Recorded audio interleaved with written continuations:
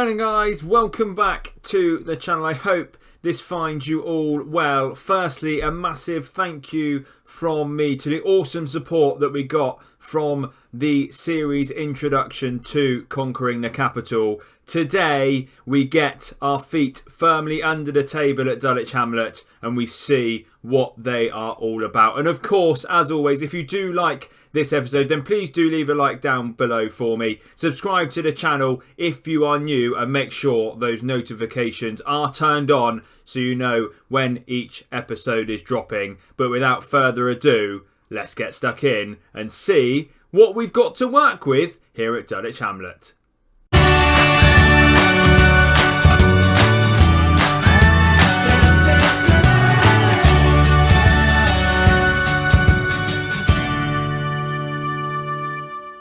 Hello and welcome to episode 1 of Conquering the Capitals. I'm Ben, and coming up on today's episode we see what Dulwich Hamlet is all about. We go through a bit of their history, we see what the club vision is all about, and we also meet the beginning squad of players that we have to try and conquer London in the years to come. And Dulwich Hamlet, probably a team that not a huge amount of you will know about. Well, they were founded in 1893, and as you can see on this screen here, they play in a beautiful pink and blue kit with a nice variation on the away kit as well. Their home games are played at Champion Hill, a 3,500 capacity stadium. Only 500 of those are seated, but soon, hopefully, many more people will be seated in the stands. And they are currently playing at the highest level of football that they have ever played after their promotion from the 7th tier, I believe it is,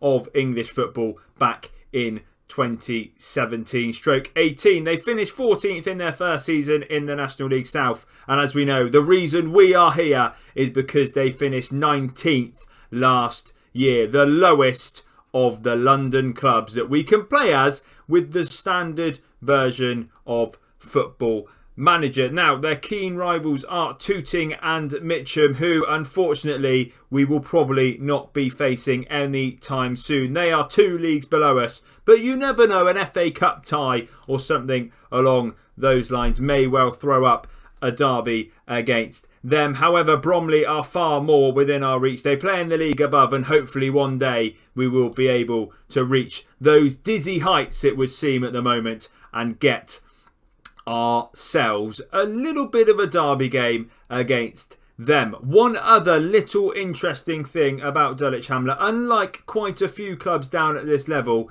they are in fact a professional club. A lot down here obviously are going to be semi-professional, and some squeaking into the league, maybe even amateur at a level, but we are at a professional team. That means we may well have a little bit more money to play with, and hopefully that will mean we can progress up the leagues a little bit quicker than potentially a few other teams would be able to that we could take over. So a really interesting little side that we've got, and the club vision also shows that there is a lot of ambition in this team as well. This season, despite finishing 19th last year, the board want us to reach the playoffs of the National League South, and by the end of next year we're expected to be in the National League and competing in the National League for the years to come. So it's not a case of if we go up it will be a surprise. The board are expecting us to go up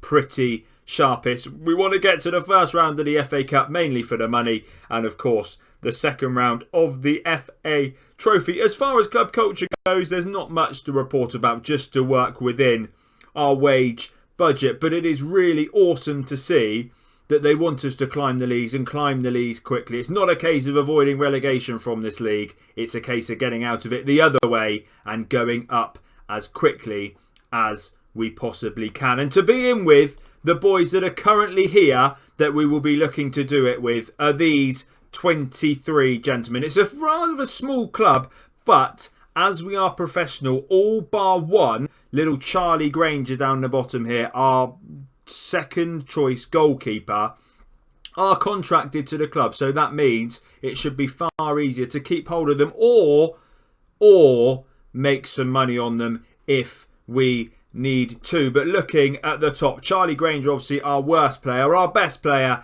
is this man, Shamar Mullings, a striker, target man up front. He's on £500 per week, which is down at this level is pretty good going. It's really hard to know what is good down in these levels, but he looks all right. He's got some attributes that are actually green. Determination being one of them, jumping reach being another. 4-star current ability, 4-star potential, so he might not improve that much. Very determined. He's going to be really good in the air, holding the ball up for us in what is likely to be, down at this level, a fairly basic tactic, and one that might well feature 2 strikers. So if he can hold it up for another quicker striker to come on to the end of, with his 7 finishing, he may bag a few goals for us, but he looks to be a pretty good player for down in the National League South. And he will be joined by Sandro Embalo, a Portuguese man playing down in the National League South. He is on £700 per week. He is raking in the big bucks down here. 24 years old, but look at this as a centre-back. 10 marking, 10 tackling, 11 heading. He's pretty good for this level. And what a man this is to have in our disposal for this season. He looks like he's going to be a really important player for us. Usually down at this level, if you can keep clean sheets and grab a goal at the other end, you will find yourself near the top of the league. And this man, I mean, our own Virgil van Dijk to begin with. Let's go that far. Sandro Embalo could be a man who could be with us for a little while and maybe even make it into a League 2 side for us. But he's looking good for down at this level, and hopefully he can prove to be a really good player. And 2 men that we're hoping to be good players are these 2, Diogo Barbosa and Giovanni Mcgregor. 2 central midfielders, 2 young central midfielders with lots and lots of ability. Barbosa to begin with, another Portuguese man in our ranks. A little bit less money on him, £300 per week. But wow, he looks like he is going to be a fantastic player for us. 11 passing down at this level with 11 vision. I mean, he is going to be pinging the ball left, right and centre, and he may well be getting a hatful of assists for us this year. He looks to be a really good player. He's 4-star currently. He's got the potential to be a little bit better than that. His determination isn't great, so he might not quite make it. But again, another really good player to have at our disposal. And as I say, he will be joined by Giovanni Mcgregor, the most English name for an Englishman that you will ever hear. He is going to be a workhorse in the midfield here. 14 work rate, 14 acceleration, 13 pace and 12 stamina. He's just going to be bombing it between the 2 boxes, and he is going to play a really key role for us. He's got the potential to be the best player at this club, and boy, with 17 determination, could he reach that potential. He's only 21, but he is another fantastic player for us to have around. So as you can see, there's a little bit of a core forming here from those 4 best players that we will probably be building this team around. Mcgregor, Barbosa and Barlow and Mullings are 4 names that I expect us to see a lot during the early seasons of this save. And alongside that, we have got masses of youngsters who could become fantastic footballers at this level. The main one is this man. He is already a fairly decent footballer at this level, but with his 16 determination, he's got the potential to be even better, and he is even going to play up front or on the right hand side, depending on what formation we end up going with. His finishing at 11 probably means he's going to end up front. He's got pretty good pace and acceleration. His work rate's pretty good as well. And he just looks like that sort of player, a 24-year-old Englishman who might well fit the bill as a strike partner going forward for Mullings. Muller, I mean, you never know. We might get Muller one day, but for Mullings. So it looks like those 2 up front. We've then got a couple of other youngsters. Daniel Ojo, he's only 19, again on that left-hand side of the fence. He is Italian. I mean, they've got so many. Usually when you come to these places, it's fully Englishmen. Where's our owner from? Where's Ben Clasper from? It's not going to tell me, is it? You never know. Have we got an owner that is just basically travelled the world and brought all these people back with him? Anyway, Daniel Ojo, left back. Really good pace and stamina, good acceleration. He looks like he's going to be a really good little player on that left-hand side. He's only 19, so he's got the potential to get much, much better as well. And he is certainly one that we will be looking to improve and maybe even play a fair bit at 3 stars already in this first season. Lewis White is another one who's going to be a really good man to bring off the bench. Another 21-year-old Englishman. He's got the potential to be 5-star. He's got pretty good acceleration and pace. His off the ball is pretty good as well. And if we start to have Mullings not firing, then he might well be a man to come in and partner Anasini, and vice versa, of course, if Alasini does not start firing as well. The last man we're going to look at is this man, Tariq Hyde. He is another really decent central midfielder. We've got so many options in there, both now and for the future. It looks like he is going to be a pretty good option as well.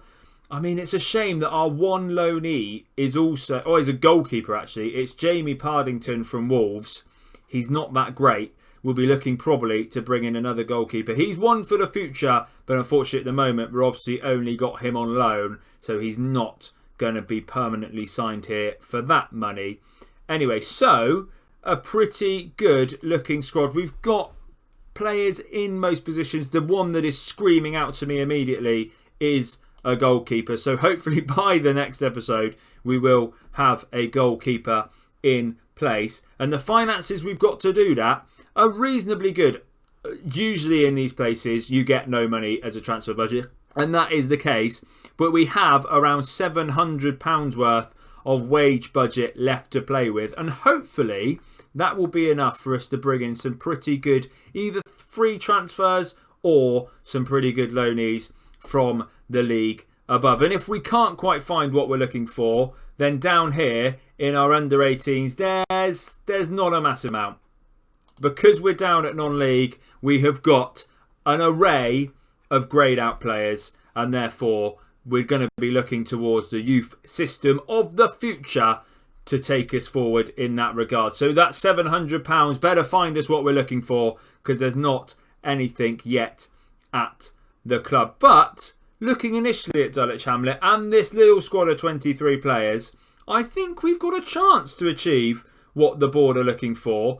And I suppose there's only one way we're going to find that out, and that will be the first episode, the first game that we will have on camera as Dulwich Hamlet. It's actually going to be an FA Cup second qualifying round. The plan for this series is to make the episodes a bit shorter, a bit sweeter. So where I've been doing 2 games an episode, we're going to switch that up to just the one, and hopefully that will mean that people can keep up with the series. It will also mean that I'm more likely to be able to get daily episodes out for you. Obviously, leave a comment down below with what you think about that. I know a lot of you probably do enjoy the 2 games an episode, but hopefully one will keep your interest heightened. And as I say, it's an unknown who will play, but hopefully it will be a decent second qualifying round FA Cup tie for us to kick off our season, and maybe, just maybe, some new faces. But I hope you have enjoyed today's episode, and if you have, please leave a like down below for me. Subscribe to the channel for more Football Manager videos, and thank you all for coming along and watching.